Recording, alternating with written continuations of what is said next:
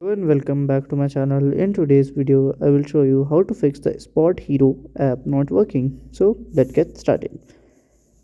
So first of all, you can see the app here. So if it's not working, you have to press and hold it here, and then you have to click on this I button. Okay.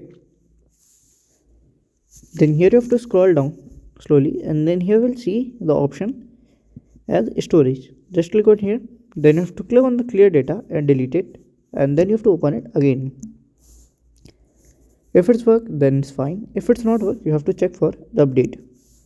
Just close it, go to the search button, and you will search for the SpotHero app. So at here you have to update the app and you can use it. So if it's not fixed, after that you have to reinstall it. Just press and hold it here, click on the uninstall button, and you can install it again and use it. So if you find this video helpful, make sure you like, subscribe and share the video. Thank you for watching.